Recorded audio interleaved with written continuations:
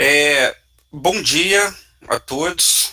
Estamos aqui novamente. É um encontro aqui semanal da Liga de Psicologia e Neurociências do Instituto de Psicologia da UERJ, né? A gente dando continuidade aqui aos nossos seminários semanais, nos quais a gente vai sempre trazer um artigo científico, um trabalho,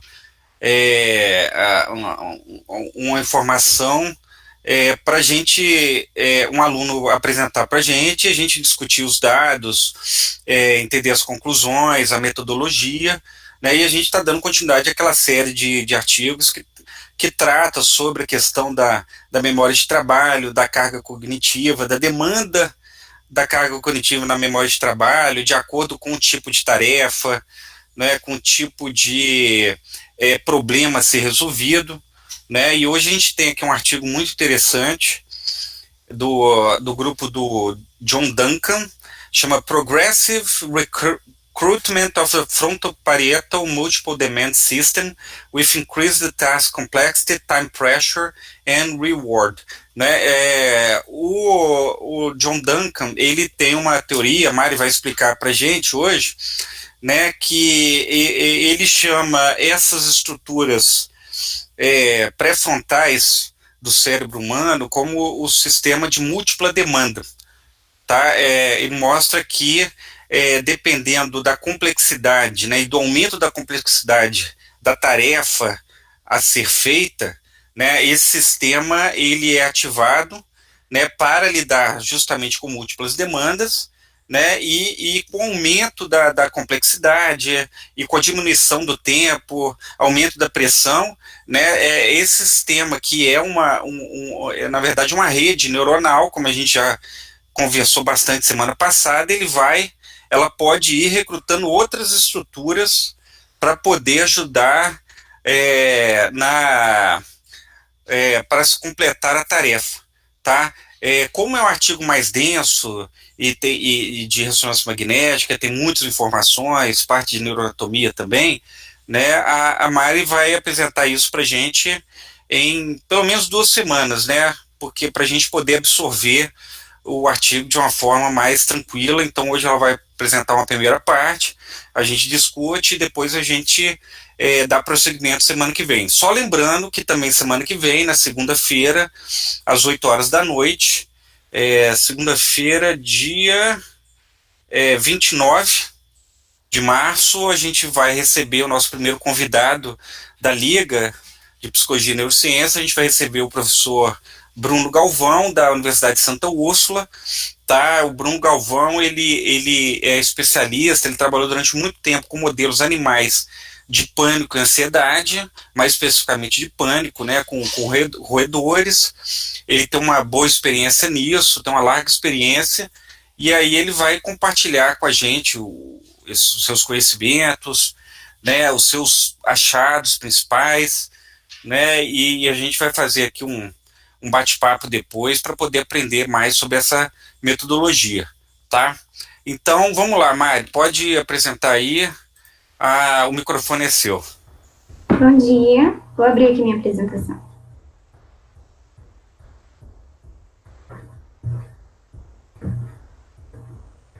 Tá aparecendo?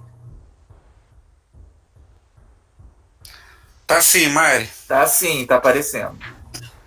Beleza. Pronto. Então, esse aqui é o artigo que o Vitor estava dizendo.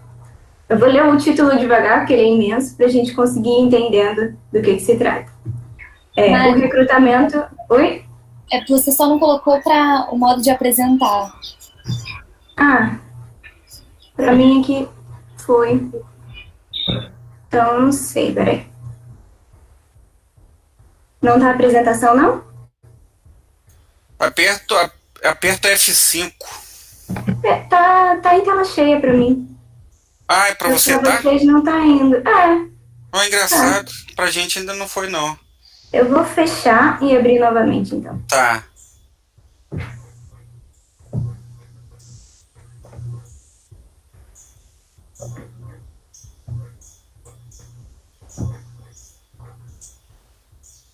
Vamos ver se assim vai.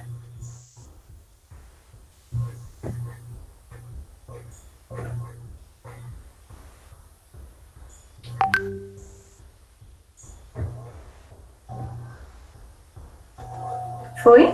Agora foi. Beleza. Agora tá legal.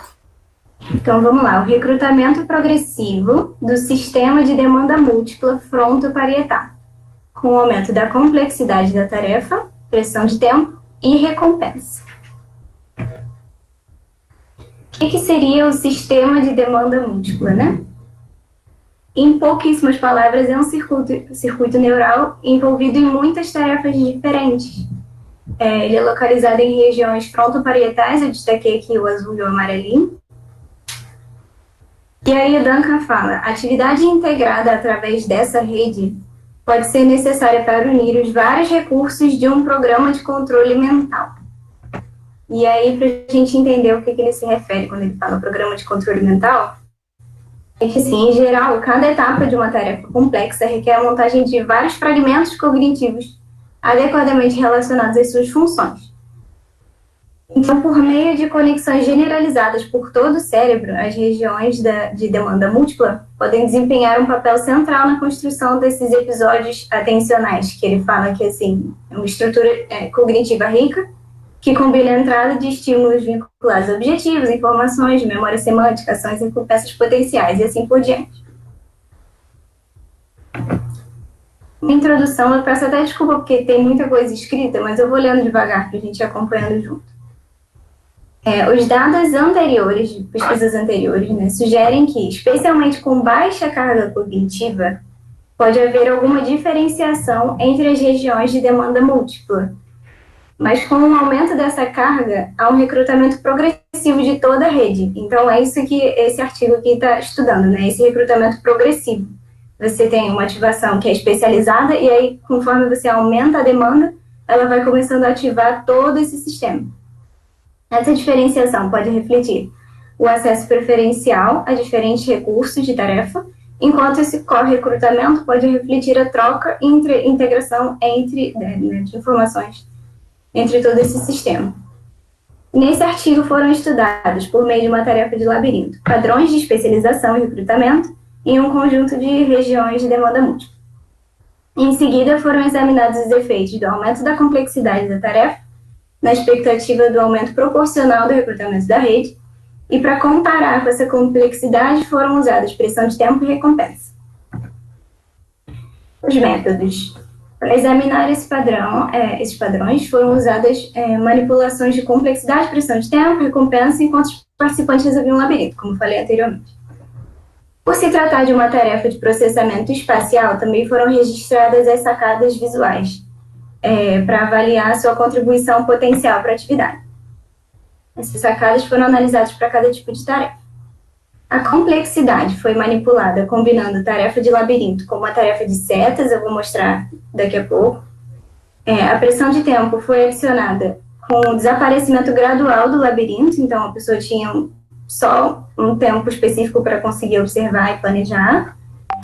E algumas dessas tentativas havia possibilidade de recompensa monetária, né, o que também aumenta essa pressão para você conseguir esse dinheiro, enfim, o estímulo, né? Detalhes da análise.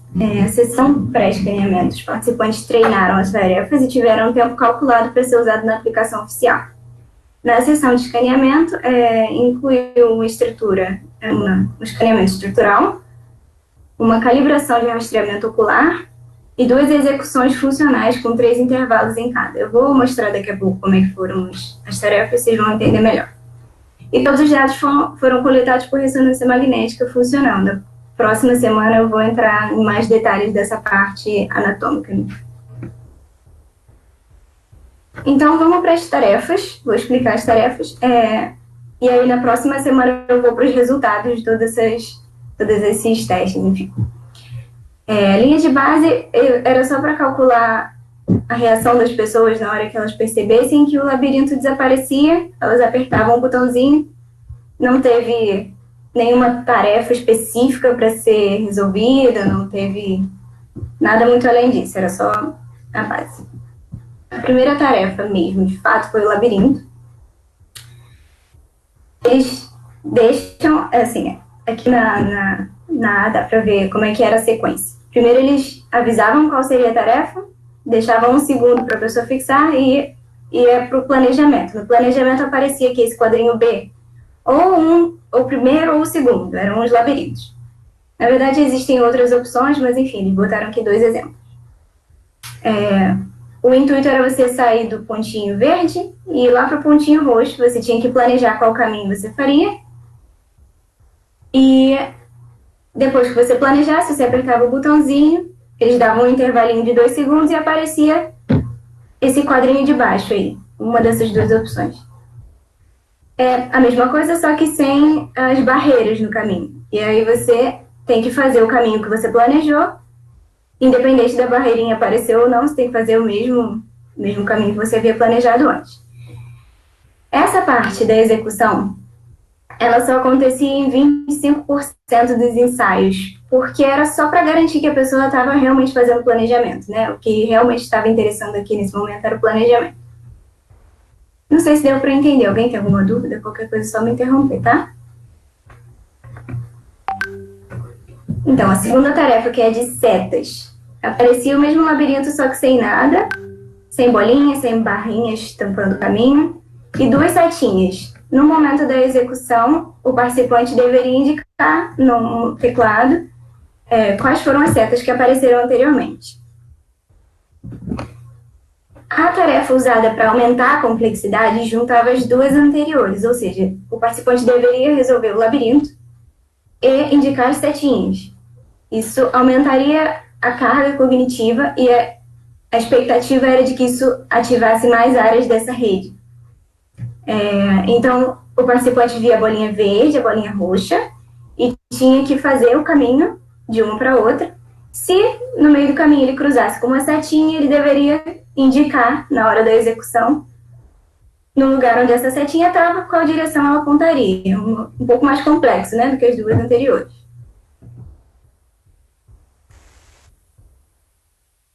Para incluir a pressão de tempo, eles pegaram o desafio, a tarefa do labirinto, e era igual, a única diferença era que ela desaparecia na hora do planejamento em cerca de 1,3 segundos.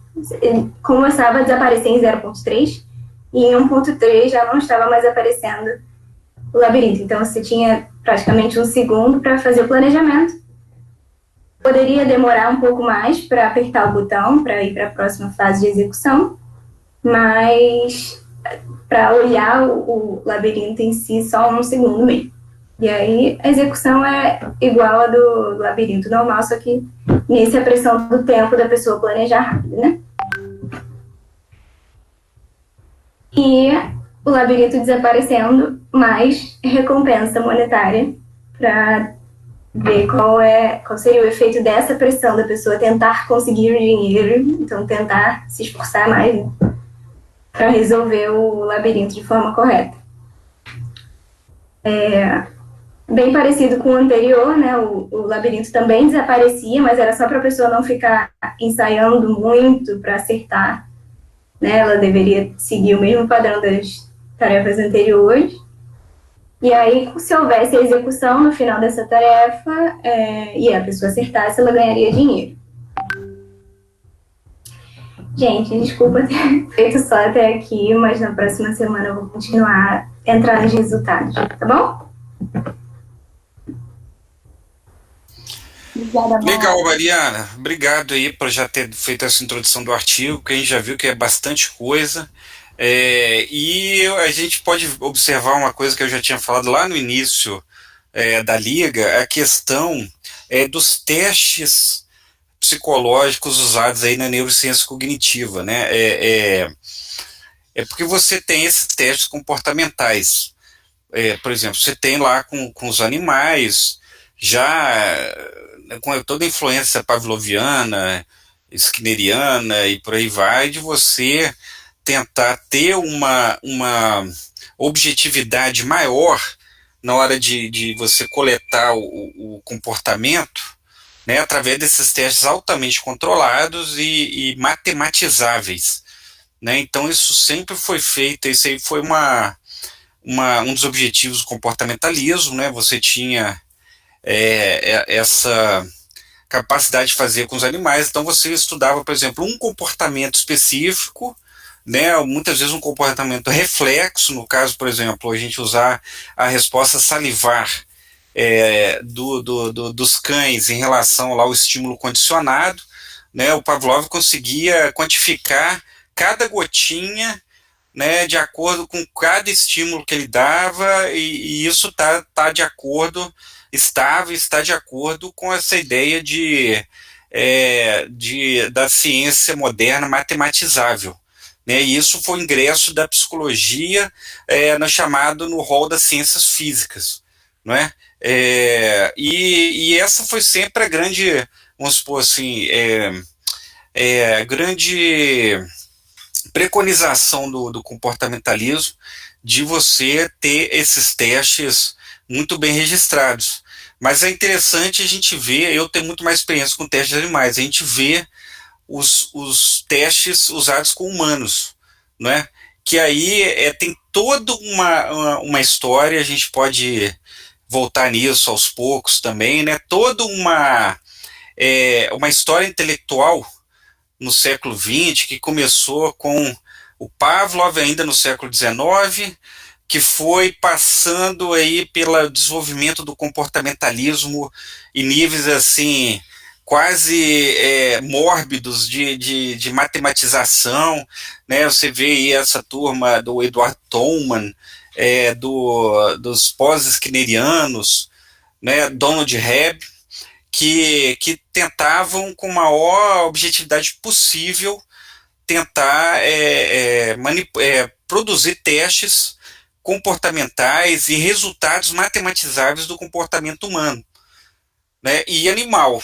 Só que, junto com isso, a gente também teve a influência de outras escolas, chamadas assim, mais cognitivistas, a própria psicanálise, a Gestalt, a parte da ciência da informação, né? Então a gente observa que houve a partir dos anos 50, 60, uma fusão de metodologias, né, e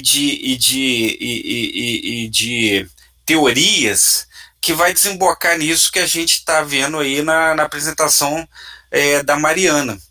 Porque, assim, para os primeiros comportamentalistas, esses testes, esses resultados comportamentais que eram registrados, por exemplo, o pombo bicou tantas vezes lá na barrinha em resposta a um estímulo. O rato, ele apertou aquela barrinha tantas vezes em resposta a tal estímulo. Uma pessoa tem tal comportamento de fazer tal coisa repetidamente de acordo com o estímulo. Para esses primeiros psicólogos aí, comportamentalistas, não importava, né, o que acontecia entre o estímulo que dava, né, no caso o pombo, você dava lá um reforço e ele tinha o comportamento de bicar. Né? Para esses primeiros comportamentalistas não tinha necessidade de saber o que acontecia entre o estímulo, né, o reforço, a punição e o comportamento registrado. Tá? O que importa é que ele se comportou daquela forma. Né? E era uma abordagem assim indutiva, tipo, o que eu tenho que fazer para que um organismo se comporte de tal forma? Então vamos mapear, vamos testar todos os tipos de estímulos, de combinações, e a gente vai ver que na maioria das vezes, quando a gente dá um certo grupos de estímulos, ou de reforço positivo, reforço negativo, ou punição, e por aí vai, organismos, na maioria das vezes, se comportam de tal e tal forma. Né? Então, a partir daí, se a gente tem, vamos dizer entre aspas, catalogados todos os grupos e as contingências de estímulos, né, a gente pode, a partir daí, ter um controle do comportamento dos organismos, inclusive do nosso próprio. Entendeu? Então, a ideia desses primeiros psicólogos era simplesmente saber quais estímulos provocam tais respostas, não importando o que acontece no meio, porque, né, qual circuito foi ativado, se tem o id, o ego, o superego ou qualquer outra instância psicológica. Não precisa. O que a gente precisa saber é como o organismo responde em várias situações. Tá? Mas a gente já tem até anterior ao comportamentalismo, toda uma história da psicologia, né, várias escolas que se preocupavam justamente com o contrário, se preocupavam inicialmente com as estruturas da mente, estruturalismo lá com os fundadores da psicologia, Wundt, Titchener, né, quais são as estruturas principais que vão ser recrutadas para um determinado tipo de pensamento, tá? E depois toda essa história assim de teorias que buscam mapear o funcionamento aí da mente, né, em várias instâncias, incluindo até Freud, Piaget, Vygotsky e por aí vai. A neurociência, a psicologia cognitiva, as ciências cognitivas, né, e atualmente neurociências cognitivas, elas vão fazer uma cisão dos testes, né, então a gente vai ter esses testes aí comportamentais extremamente rígidos, matematizados, com controle assim, bastante detalhado, né, de cada comportamento executado. Então você vê lá o labirinto, né, esses testes eu sinceramente eu tenho que ler muitas vezes para entender um pouco, né, porque é uma coisa meio estranha, né? Então, por exemplo, pelo que eu entendi, eles fizeram o controle visual para ver qual que era o caminho, né, que ele fazia com o olho no labirinto, né? Isso aí é fácil de fazer. Então eles davam estímulo, ele fazia ali olhando, né, para onde que seria o ideal, e depois ele teria que fazer aquilo de novo em algumas circunstâncias, né, com tempo menor. E aí eu imagino que com 1 segundo ficou uma bagunça total, né? E ao mesmo tempo estava tendo um escaneamento da ativação cerebral do indivíduo, né? Então isso aí é neurociência cognitiva hard mesmo, que é você combinar um teste comportamental assim, muito bem estruturado e matematizável. Você vai dar um estímulo, no caso o labirinto, você vai ter o registro do comportamento, né? No caso o movimento ocular, não sei se teve outros também comportamentos, mas a ideia é conjecturar, né, isso para a psicologia cognitiva seria conjecturar quais foram os caminhos ali mentais, né, assim, o que ocorreu, né, entre o estímulo e a resposta, em termos abstratos, no caso da psicologia cognitiva, em termos abstratos, para você conjecturar um circuito mental, né? Por exemplo, a gente tem lá o que eu acho melhor é o circuito da dupla rota da dislexia, né?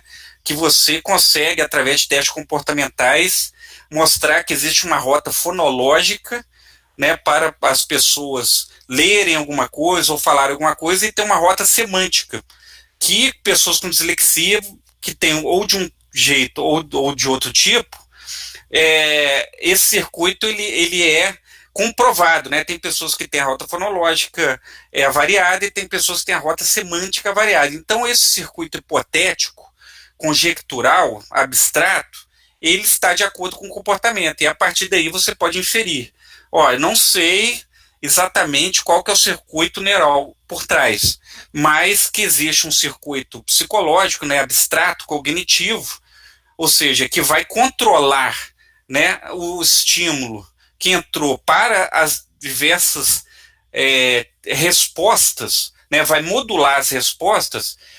Isso já tem como ser comprovado. A neurociência cognitiva, ela tem o mesmo objetivo, só que o mapeamento dela não é mente conjectural, né, numa rota abstrata fonológica, uma rota, no caso da dislexia, uma rota semântica, que a gente não sabe exatamente qual o circuito neuronal, e não importa para os psicólogos cognitivos, mas na neurociência cognitiva você vai fazer o estímulo, vai fazer a saída de resposta e vai ver quais circuitos foram recrutados para poder modular aquelas respostas, né? Então isso aí é uma forma de ver exatamente o que está entre o estímulo e a resposta, mas no tecido cerebral, o que é fantástico, né? Então você tem que fazer testes muito bem controlados, né, e também registros muito bem precisos e controlados da atividade neuronal.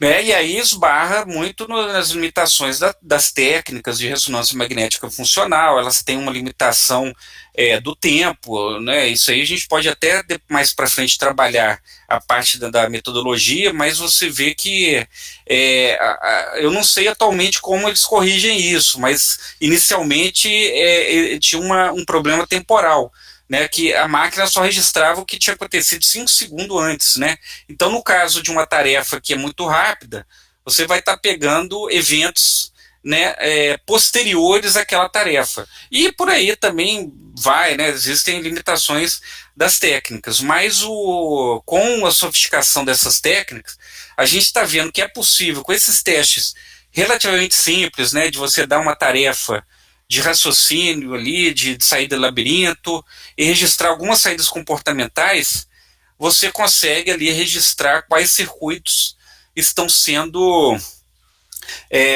recrutados e a partir daí fazer uma circuitaria, né, que possa explicar a relação estímulo-resposta.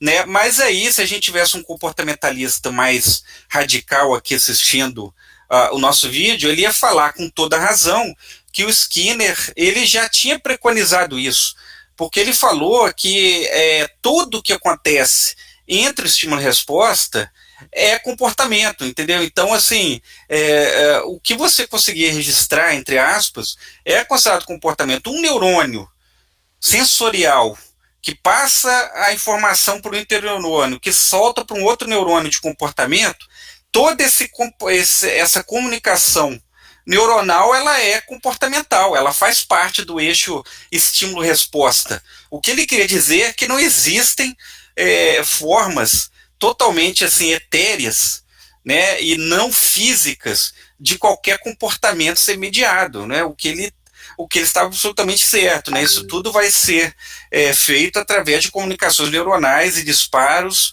né, através do tecido cerebral. Então, na verdade, a gente está fazendo jus aí a ideia dos primeiros comportamentalistas, né? Na verdade, não é nem o Skinner, é o John Watson e o Pavlov, né? Então, é muito interessante você ver essa construção de teorias. Tem um outro artigo do John Duncan, que é de revisão, que ele é um pouco mais complexo, a gente pode trabalhar lá para frente, porque você falou sobre fragmentos, né, de cognição, alguma coisa assim, e eu já tinha feito a introdução disso semana passada.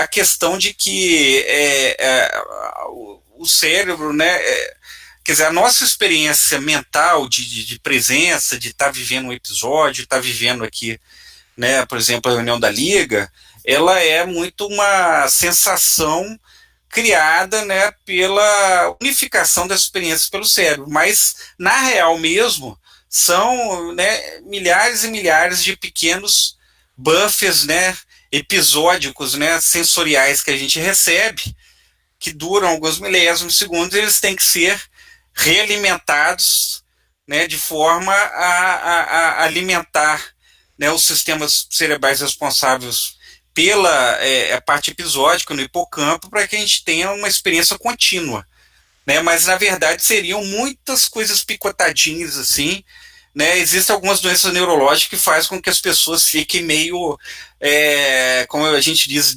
delay, né? Às vezes quando você vê um problema de transmissão, né, a imagem não está correspondente com som, então a pessoa está falando lá na frente, o som está atrasado ou vice-versa, né? Algumas pessoas têm essa experiência, né? O que é interessante, a gente pode ver isso mais para frente. Então aí a gente vai semana que vem voltar com a Mari. Eu vou te pedir, Mari, para semana que vem você começar do zero, né, falando da metodologia, dos testes e depois os resultados, para que a gente possa ter fresco na memória e metodologia, tá? Algum de vocês tem uma dúvida para falar com a Mari, alguma outra colocação?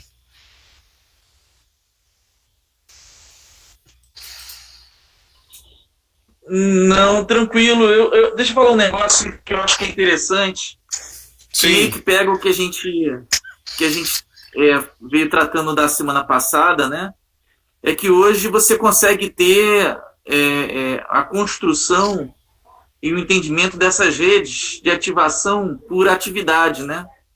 Sim. Então, na semana passada a gente falou de uma rede de memória de trabalho, que era ativada sempre quando você tem tarefas típicas de memória de trabalho, e em comparação com aquela Default Mode Network, né? Aquela rede de modo padrão, né?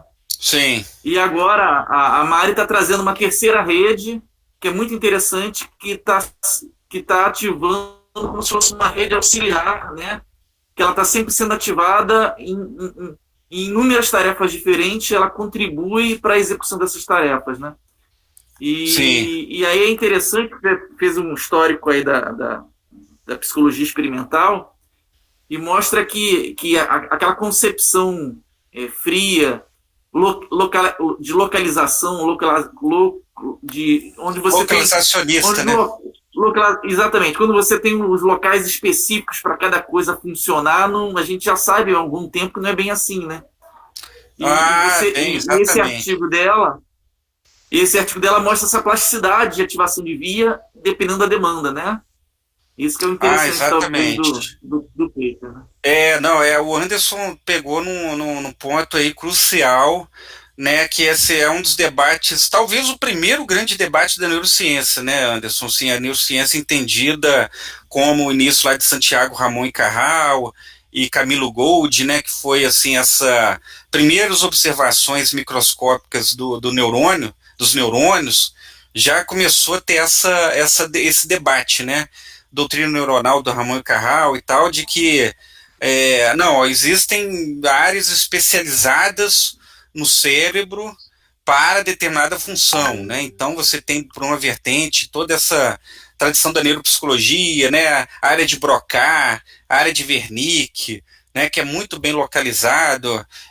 Muitas pessoas dentro da neurociência comportamental, né? Que estudam, por exemplo, todo o centro da emoção no cérebro é a amígdala, e por aí vai. E por outro lado, você tem os chamados distribucionistas, né? Ou associacionistas, que formam, na verdade o cérebro sempre trabalha em rede, né? Ele trabalha como um todo, né? Todos os circuitos ali, ou um grande número de circuitos, vão ser recrutados para uma única tarefa, né? E quanto mais eu vejo esse debate, eu vejo que é uma síntese na minha opinião, é uma síntese dos dois, né?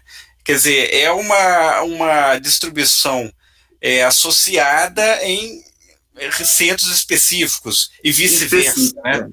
E centros específicos é o meio termo dessa história, né? É o meio termo, né? Ainda não tem assim uma síntese completamente formada, mas muito provavelmente a verdade está, né, do funcionamento está ali, né, entre essas duas visões. O que é interessante hoje, que como você melhorou muito a técnica de neuroimagem, a própria ressonância magnética funcional melhorou muito em termos de resolução temporal, como você estava falando. Uhum. Você permite compreender essas regiões, né, e como elas flutuam temporalmente em termos de ativação e as conexões entre elas, né? Você vê tudo isso na imagem. Então, hoje você está muito mais próximo de ter evidências concretas de como o negócio acaba funcionando, né? Pelo menos ali de superfície de cérebro, né? De córtex e tal, do que a gente tinha 20, 30 anos atrás, quando esse embate de fato existia, né? Sem dúvida, sem dúvida. Esse componente que é bastante interessante do arquivo, né?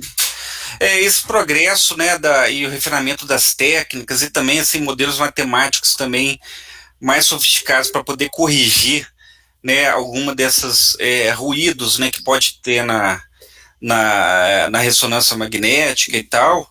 Eu também acredito. E também combinação de técnicas, né, Anderson? Que aí você pode fazer ali o movimento sacádico, pode fazer potenciais relacionados a eventos, você pode colocar a ressonância e fazer uma sobreposição de técnicas, de repente, para poder você, né, através de cluster, conseguir fechar um determinado efeito, né? Porque às vezes aquele efeito pode ficar difuso através de uma técnica só, mas se você for observando aquele mesmo fenômeno através de técnicas diferentes, você consegue, né, sintetizar, condensar aquele efeito de uma forma mais visível, né? É bem interessante isso. Então, legal, Mari. Agradeço aí a introdução, ficou com um gostinho de quero Beleza, mais, obrigado, né? Mário. Tipo, abriu aí assim o apetite para a gente saber os resultados. Aí semana que vem, depois da apresentação do Galvão sobre modelos de pânico, na próxima terça-feira a gente finaliza, né, e discute os resultados, né? Eu já sei que a sessão de resultados é bem maior do que a dos métodos, então já começo a trabalhar direitinho nisso para a gente poder semana que vem discutir, tá bom? Então eu queria agradecer a Mari mais uma vez pela apresentação, a presença dos ligantes, né, da Lapin, né, e também as ótimas intervenções do Anderson aí, que sempre colabora de uma forma muito rica aí nos debates, né, é o nosso participante mais sênior, e estão sempre muito produtivos esses encontros, tá? Então a gente se encontra na próxima segunda-feira, dia 29 de março, às 8 horas da noite, para nosso primeiro live, né? De um convidado que vai falar sobre neurociência para gente, tá bom? Então um beijo, Mari, um abraço a todos e até a próxima.